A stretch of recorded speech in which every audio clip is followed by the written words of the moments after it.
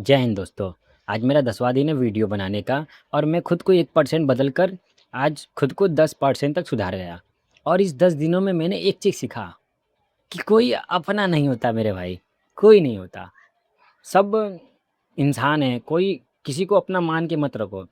आपको एक इंसान के तौर पे देखना है। किसी को ना ज़बरदस्ती अपनाना है, ना किसी को ये सोचना है कि मैं उस अपना हक जमाऊँगा।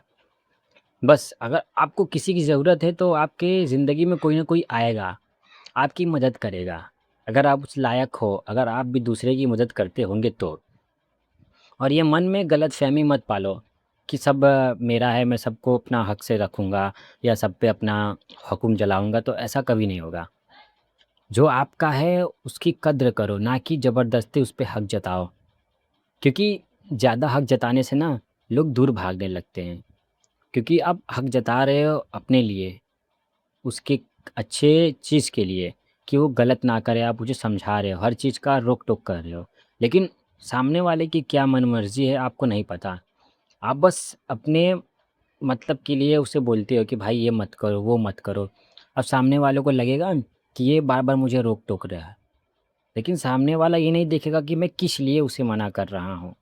उसे लगेगा कि उसे कोई चीज़ मेरा पसंद ही नहीं है और हर चीज़ के लिए वो रोकता है। वो आपसे दूर जाना चाहता है।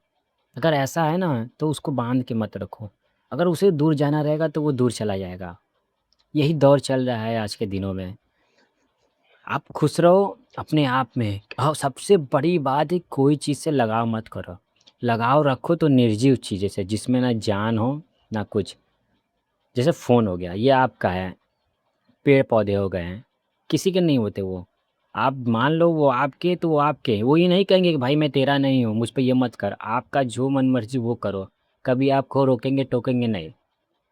पेड़ पौधों में भी जान होते हैं लेकिन वो बोलते नहीं। लेकिन इंसानों से लगाव कभी मत रखना। जानवरों से लगाव रख लेना, इंसानों से लगाव मत रखना। क्योंकि वो ऐसे समय पे आपको छोड़ के जाएँगे ना, जहाँ पे आपको उम्मीद नहीं होगा।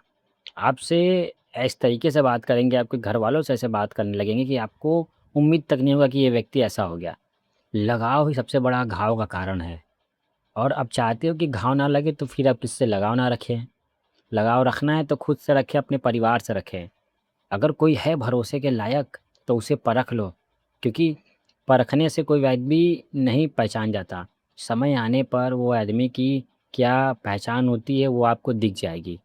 परखना बड़ी बात नहीं है, लेकिन समय आने पर जो सीन दिखता है हम लोगों की आँख के सामने, जो परिस्थिति हमारे आस-पास बन जाती है, हमारे ऊपर बन जाती है, वहाँ वो व्यक्ति किस तरह खरा उतरता है, वहाँ पे समझ में आती है कि ये व्यक्ति भरोसे के लायक है कि नहीं।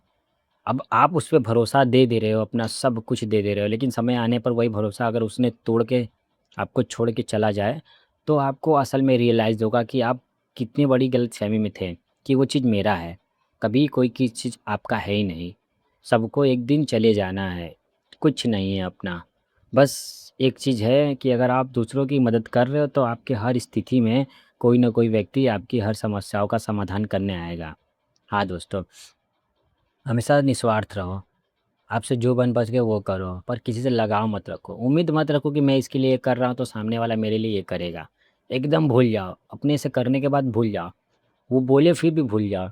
एक चीज़ की उम्मीद हमेशा मत लगाना कि मैंने इसके लिए ये किया तो कल को मेरे साथ ये करेगा वो। नहीं, आप किसी का काम कर रहे हो, कल को आपका काम फँसे तो तुम आपको ये उम्मीद पहले से था कि मैंने उसका काम किया है, तू भी मेरा काम कर। अगर वो नहीं कर रहा है तो आप उसको एहसान दिखाने लगोगे कि भाई मैंने तेरा कल ये काम किया, तुमने आज मेरा काम नहीं कर रहा है। तो ये सब स्वार्थ हो गया ना भाई, बिज़नेस हो गया। मैं तेरा काम कर रहा, तू मेरा काम कर। इसका तो आपका हिसाब धरती पर ही होना है ना। लेकिन आप सबकी मदद कर रहे हो, सोचो आपके पीछे कोई ऊर्जा आके आपकी मदद करे, कोई ऐसी ताकत, असीम शक्ति आके आपकी मदद करे तो आपका सारा सब काम सफल हो जाना है। सोच लो एक बार। आप इंसानों की मदद करके इंसानों से उम्मीद मत रखो, उस भगवान से उम्मीद रखो जिसकी आप पूजा करते हो। आप उम्मीद रखो कि मेरे हर समस्याओं का समाधान आप करेंगे प्रभु। और ये भी मत बोलो कि प्रभु मैं इतना संकट में हूँ मेरी मदद करिए, कुछ मत करो। आपके ऊपर कोई भी बड़ी संकट आ रही है, अब बेफ़िक्र रहो, क्योंकि हर समस्या का समाधान हो जाएगा। समय देना पड़ता है, हर ज़ख्मों का मरहम समय है। वो ज़ख्म शरीर पे लगने वाले ज़ख्म नहीं, जो अंदर से ज़ख्म मिलते हैं, जो हर तरफ से परिस्थिति ख़राब हो जाने के बाद जो ज़ख्म हम लोग को मिलती है, जो चोटें मिलती है ना, वो समय भरता है। और वही समय आपके कर्मों का हिसाब होगा कि इस व्यक्ति को क्या करना चाहिए। मैं कहना है कि अपने से कमज़ोर व्यक्ति का हमेशा सम्मान करो, आपसे ताकतवर व्यक्ति है तो उसका भी सम्मान करो। ताकतवर व्यक्ति आपका सम्मान नहीं करेगा, लेकिन कमज़ोर व्यक्ति आपका सम्मान करेगा। क्योंकि ताकतवर व्यक्ति के पास बहुत व्यक्तियों के पास अहंकार होता है, पैसे की घमंड होती है। लेकिन नहीं, आपका काम है हर सब से हाथ जोड़कर बात करना। अब ये नहीं कि आप कमज़ोर हो, आप इतने ताकतवर हो कि उसकी हस्ती हँसते-हँसते मिटा दोगे। लेकिन फिर भी भाई, आप ज़रा सोचो, आप इंसान हो, आपके अंदर दिल है, सामने वाला कैसा है कैसा नहीं आपको नहीं पता, लेकिन फिर भी आपको उस हद तक का रहना है जहाँ तक एक इंसान रहता है। ज़रूरत पड़े तो आप 4 बात बोल दो, पर इतना ना बोलो कि सामने वाले को तकलीफ़ हो जाए, क्योंकि आप समझ सकते हो, सामने वाला नहीं समझ सकता है। आप गुस्सा होते हो बेमतलब का, सामने वाला गुस्सा होता है। अगर कोई गलतफ़हमी हो गई, मेरी बात सुनना, अगर कोई गलतफ़हमी हो गई, अगर आप किसी के ऊपर जाके चिल्ला रहे हो, तो सामने वाला आज के ज़माने में ये नहीं पूछेगा कि भाई क्या हुआ? वो भी आपको तुरंत जवाब देगा। ऐसा जवाब कि आपको लगेगा कि वही व्यक्ति है। अगर कोई व्यक्ति गलत है, अगर कोई व्यक्ति गलतफ़हमी में है, तो इसके 2 कारण हैं। या तो आप सच में कोई गलती किए होंगे जो सामने वाले को तकलीफ़ हुआ होगा और आप पे गुस्सा है, या तो दूसरा कि वो कोई गलतफ़हमी में है। और आपका काम क्या है यहाँ पर? अगर सामने वाला व्यक्ति आपसे चिल्ला रहा है, तो आप प्यार से पहले पूछो क्या हुआ? अगर वो व्यक्ति गलतफ़हमी में है तो इसमें उसकी गलती नहीं है। उसमें आपकी ज़िम्मेदारी है कि आपको साबित करना है कि भाई जो तू गुस्सा कर रहा है वो बेफ़िज़ूल का है। इसमें कोई गलतफ़हमी, गलती वाली बात नहीं है। अगर वो व्यक्ति फिर भी गुस्सा है, तो या तो आप सच में कोई गलती किए हैं, आप उसकी माफ़ी माँग लो। लेकिन आज के ज़माने में अगर आप किसी व्यक्ति से गुस्से में बात कर लो, वो सामने वाला कारण नहीं पूछेगा क्या है, वो भी आपको उल्टा जवाब देगा। और इसी में बोलते हैं ना कि ताली दोनों हाथों से बजती है। क्योंकि यहाँ पे अगर आप बोल रहे हो तो सामने वाला सुन नहीं पाएगा, नहीं समझ पाएगा, वो भी तुरंत एक्शन लेगा। पहले के लोग होते थे हमदर्द, आप कुछ बोलते थे तो 4 बात सुनते थे, फिर उसके बाद आपको आपकी गलती का पछतावा होता है। यहाँ पर भी होता है, इस कलयुग में भी होता है, कोई आदमी आपको बेफिज़ूल का चिल्ला रहा है, सामने वाला भी चिल्ला रहा है, आपस में हो गया लड़ाई-झगड़ा, फिर बाद में सबको एहसास होगा अपनी गलती होगा। फिर समझ में आएगा कि हाँ भाई मैं गलत था। क्यों? क्योंकि उस समय गुस्सा था, उसको उसका दिमाग अपने कंट्रोल में नहीं था।